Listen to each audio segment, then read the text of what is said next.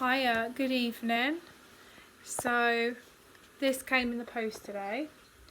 The Power of Imagination by Andrew Wommack.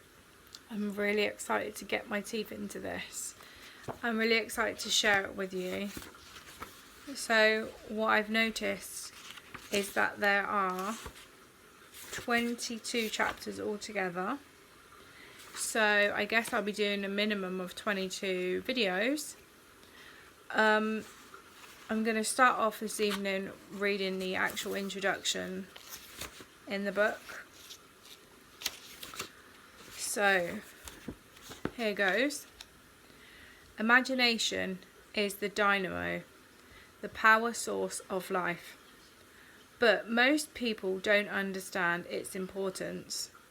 They don't understand that God built imagination into our makeup. Psalm 103:14 says, "For he knoweth our frame. He remembereth that we are dust." The same Hebrew word that was translated frame in this verse was translated imagination or imaginations 5 times in the Old Testament.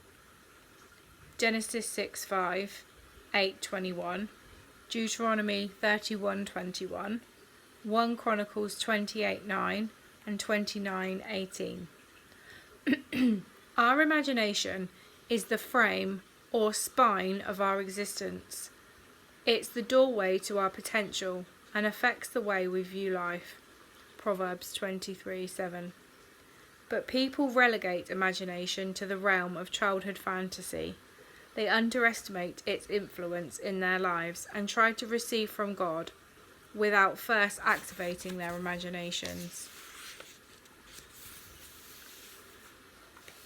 When Andrew references Jamie in his book, he's talking about his wife, by the way. When Jamie and I started out in ministry, the Lord gave us a vision of reaching multitudes, of touching people all over the world. And though we knew that this was God's will for our lives, there was very little evidence suggesting it would come to pass.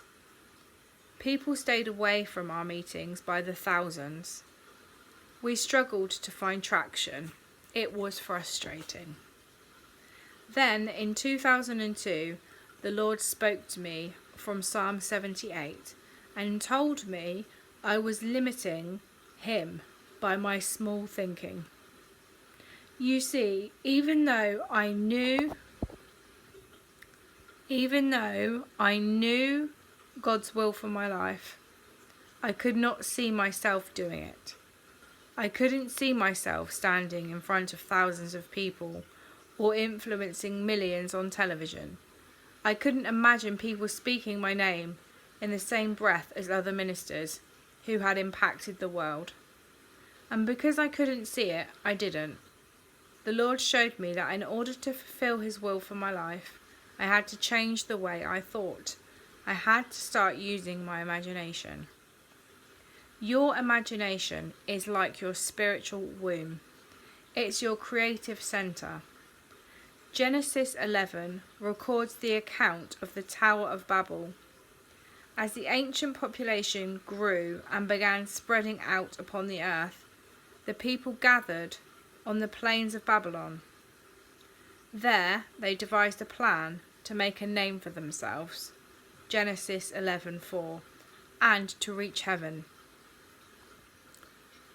And the Lord came down to see the city and the tower which the children of men builded.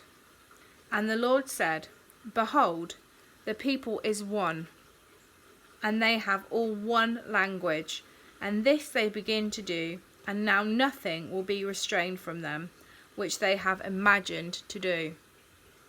And that's taken from Genesis 11:5-6. That's amazing.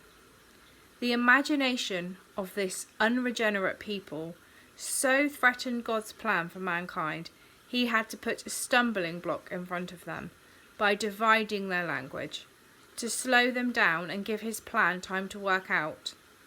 God saw their imagination as a threat to his plan for man. Wow. Imagination is powerful. It is the first step in doing. If you can imagine something, you can do it.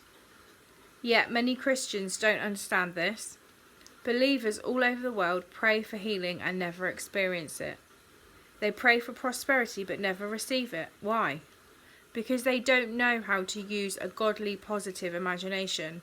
They don't see themselves healed. They don't see themselves prosperous. If you want to see God's will for your life come to pass, if you want to reach your full potential, you need to understand both the power of your imagination and the correct way to use it. So that's the end of the introduction. I would be really grateful for feedback. I'd be grateful for discussion. I would really enjoy discussion actually on the things that I've shared in this video in the comments below. And tomorrow we're going to be reading chapter 1, which is what is imagination.